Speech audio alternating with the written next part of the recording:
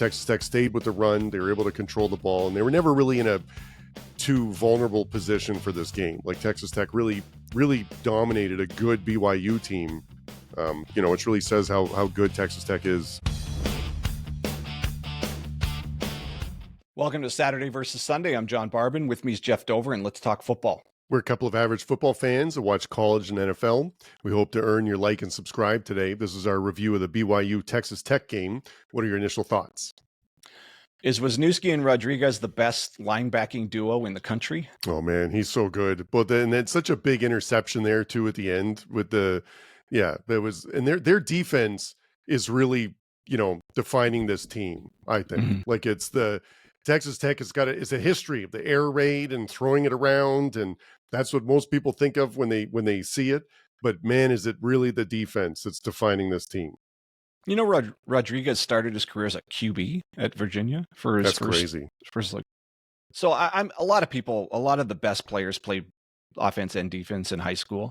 So if he ended up as a QB, how good is he of a QB given how awesome he is as a linebacker? Yeah.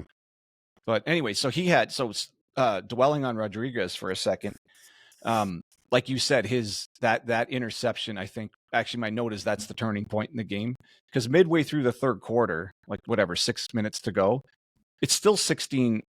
Okay, so it's still two possessions, right? I know it's 2 touchdowns and 2 extra points, 2-point conversions, but that's pretty far into the game for what turns out to be what felt like at the end a complete dominating performance on one side of the ball. That's pretty far into the game to still only be down 2 possessions. But that interception, and that was all him. To me, that just took the game and put it away for Texas Tech.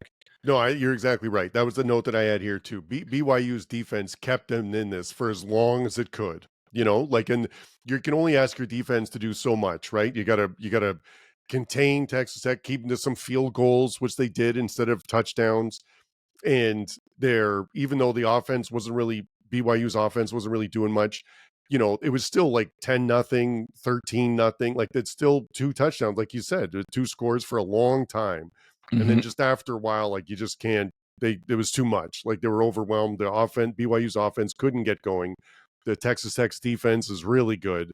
And Bear Bachmeier looked like a freshman now, like at a few points in the game.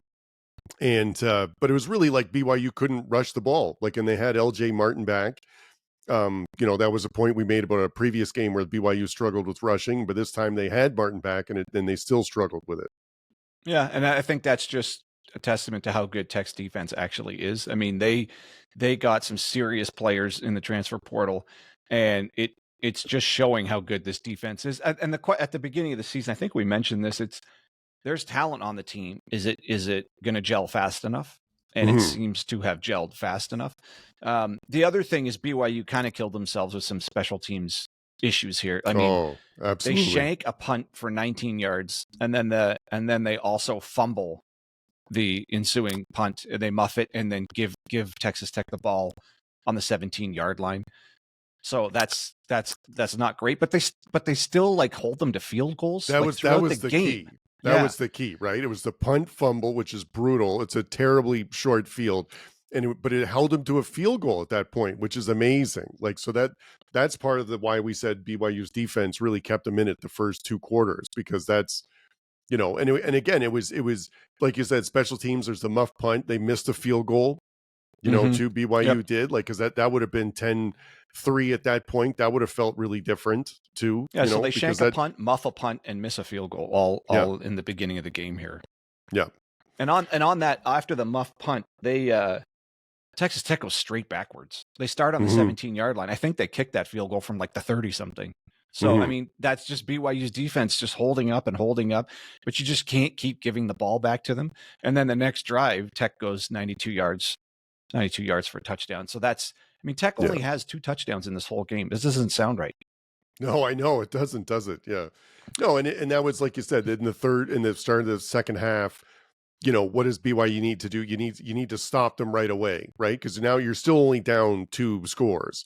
And it was a 3-and-out, the first at Texas Tech, right? But then BYU just punts it right back, which there's the offense that their offense really let them down. They couldn't get it done enough this game.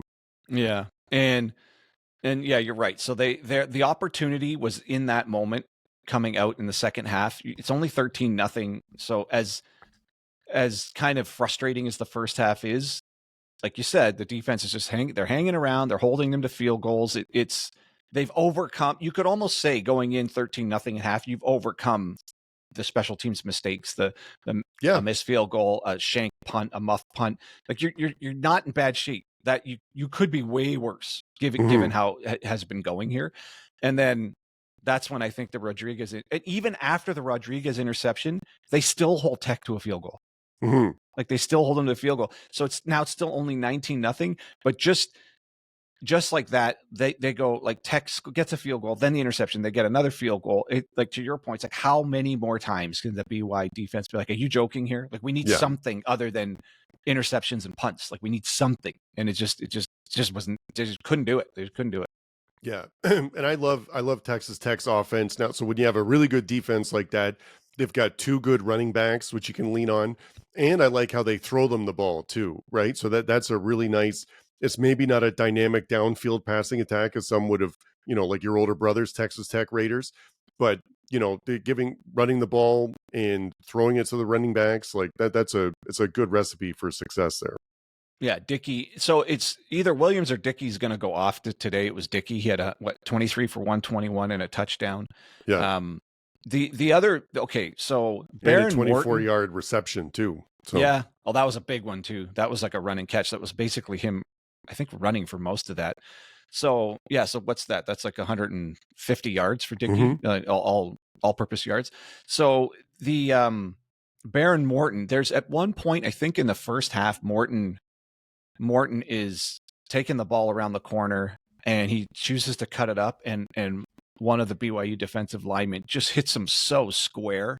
And it was like one of those loud hits. And I thought, dude, you can't be doing that. Hammond's not back there anymore, like to back you up. Like this, you're it. Like you can't be doing that stuff with, like, he's gotta, maybe again, it's this whole thing where they just want to show up and they want to like they want to show their team that they're in it, like to win it and all that. But you got to understand, you're the QB. You cannot take hits like that. Like I actually thought that was like a concussive hit. Like when he got back up, I'm like, good. But he got hit, and I think even whoever was the Herb Street and them were like, oh man, you can't take hits like that. This is the stage is set for you guys to make a run, not only at your conference but at the playoffs. And Hammond's not there. It's all you have to protect your body. I mean, some reports say Morton's still not fully healthy, but he has to play, so he just cannot be taking hits like this. No, you really can't.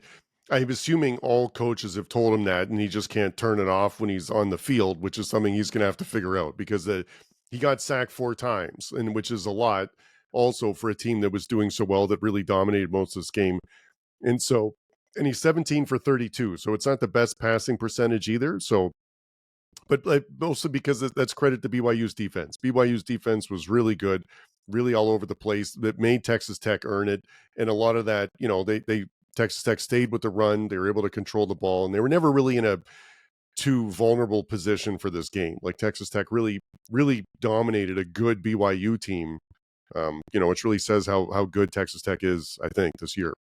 Yeah, I mean, they had 149 yards rushing, 220 in the air. They held BYU to 67. So it was like, and no matter where you look in the box score, Tech is just in control of this game. The only thing, talking about Tech moving forward, okay, so the only thing is I can't picture them making a deep playoff run, constantly getting held to field goals in the red zone. Yeah. Somewhere along the line. And I think they have the talent to score. I mean, because they have such a good running attack. I'm surprised they struggle this much in the red zone. But to be fair, this was a really, really good defense. But they're going to be facing really, really good defenses in the playoffs. So I hope these coaches can sort this out, because if they're going to go for a deep run, which I think they're capable of, that's the one thing that seems to be like, come on, man, you've got to be able to. Because if they could have turned even a few of those into TDs, this should have been just a massive blowout, like 45-7. It's kind of what this should have been. No, for sure. And it's the red zone scoring, right? Like being held to those field goals instead of touchdowns is big. And you need someone in the receiving core, tight end or wide receiver, to step up to be like the person you can count on to get a ball in a tight window. So hopefully someone will emerge. And it's not like Morton can't get that job done. It's just this for. And I think the broadcast was mentioning that's been an Achilles heel for them this year. It's just sort of an inefficiency in the red zone. And that, in this particular game, I guess that's a bad matchup when you're not necessarily great in the red zone and you're up against a really good defense. It's the Right. two things put together just going to kind of look like this. So the game should have been a much, much bigger margin of victory than it was. But I mean, they were in control the whole way. They look like they're the class of the Big 12. They could be headed for a rematch in this game. Yep. In the Big 12 Championship game with BYU. It's definitely I think it's definitely possible, but now all the combinations are totally confusing as to what could happen. Yeah, no, you're right. It's the Texas Tech can pretty much win out, and then and then they'll have the win over BYU, so they'd go over them if they need to. BYU has Cincinnati left. So the winner of that would play Texas Tech in the Big 12 Championship right now, as long as there's no other major upsets. Assuming Tech doesn't drop anything to UCF or West Virginia here. Correct. Which I really don't expect them to do that. No. And BYU plays UCF at the end too. So UCF really in the full spoiler role in the last 2 weeks of the season. Yeah. You're right. And then BYU's got TCU at home, and then I think the bit pivotal game here, you're right, is Cincinnati on the road. At Cincinnati, which is a de facto Big 12 semifinal. That's exactly what it is. Let's see what Cincinnati has along the way here. They've got Arizona, BYU, and TCU. Well, Arizona and TCU are they're tough matchups. For Cincinnati coming into the end here. Nothing. Yeah. Then who really could sneak in? I mean, I guess Utah's sitting there with only 2 conference losses, in Houston.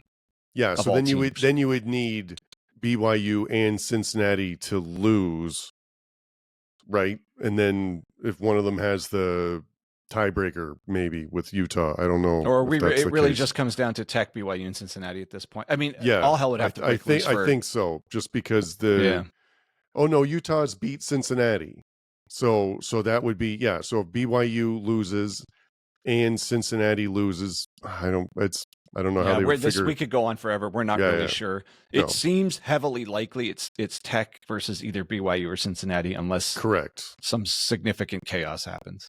Yes. So this could be a rematch, and in the rematch, Tech better sort out this. Let's just speculate it's a rematch. Mm-hmm. It's not obvious to me that it would be a blowout again. No, and you wouldn't. If BYU could score at all. Yeah, and you're also not going to have maybe some like the muff punt, like to put Texas Tech on the short field and things like that next time either. So yeah, this was a really good game, and someone would have to step up for Texas Tech on offense, and same with BYU though, right? Like their offense needs to be better next for the rematch too. I suppose the other way to look at it is both defenses showed up to play. One offense didn't really show up, or at least wasn't enough. And then Texas, meaning BYU's, and then Texas Tech, you could argue left almost 20 points on the table. So if they could just finish in the red zone, this should have been a blowout, and there's no reason why it won't look like that next game. I don't know. So I'll sign up for another one of these though. Absolutely. Yep. All right. You got anything else on your notes? No, that's it. All right, that's everything I got too. All right, so if you're still with us, we appreciate you checking out the channel. We just started it last year. We know it's small, so if you like what we got going on and you'd like to support us, a like and a subscribe goes a long way, and we'd super appreciate it. So for Jeff Dover, I'm John Barbin, and that's your Saturday versus Sunday podcast.